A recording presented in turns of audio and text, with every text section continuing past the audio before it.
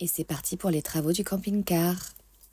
Voici la tête de lit que j'ai fabriquée, qui me sert de table de chevet également. Là, c'est les boiseries, les poignées que j'ai poncées et vernis. J'ai acheté une toile cirée pour me faire un nouveau plan de travail. Donc il a fallu d'abord enlever les plaques, l'évier et tous les joints pour ensuite pouvoir faire la pose.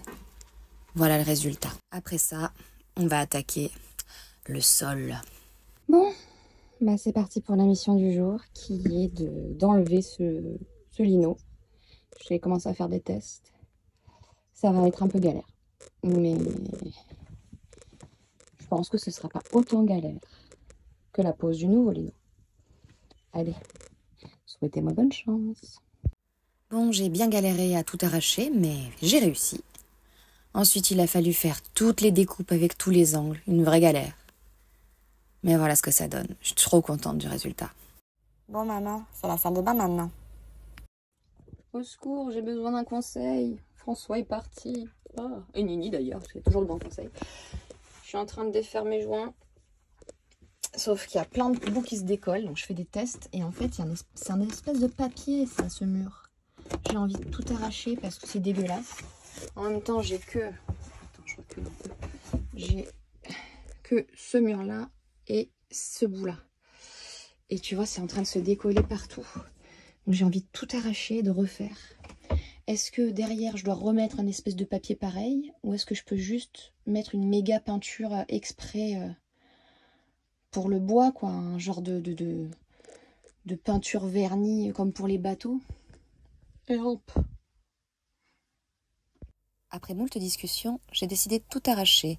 Puis j'ai passé de la pâte à bois pour combler les 2-3 trous qu'il y avait, avant de préparer la sous-couche. Et bonjour! Bon, ce matin, comme prévu, j'ai attaqué les murs de la salle de bain, mais ça va être très long parce que là, j'ai juste mis de la pâte à bois pour boucher quelques trous. Et il y en a déjà pour 15 heures de séchage. Avant le ponçage, avant la première couche, enfin, la sous-couche où il faudra à peu près 3 heures avant de pouvoir recouvrir. Et ensuite 2 couches de peinture où il faut environ 12 heures d'écart. Donc voilà, faut pas être pressé pour la salle de bain. Mais j'ai commencé à sortir les affaires pour la couture.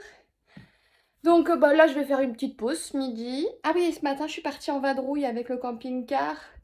Je suis allée au centre de la petite ville à côté pour pouvoir faire les vidanges, faire le plein de carburant, tout ça. J'avais envie de le sortir un peu et de m'entraîner à manœuvrer. Je suis contente, j'ai réussi. Donc voilà, c'est cool. Tranquille, aujourd'hui, ça va être série Netflix et couture.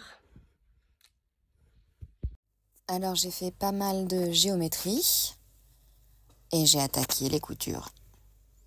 Mais en même temps, je continue aussi les travaux de la salle de bain avec toutes les couches qu'il y avait à faire. Ça a pris 2 jours. Le résultat est superbe. Et après, il a encore fallu faire les joints. Après des heures et des heures de séries Netflix et de films tout en cousant, j'ai pu finir les 6 coussins qu'il y avait à faire.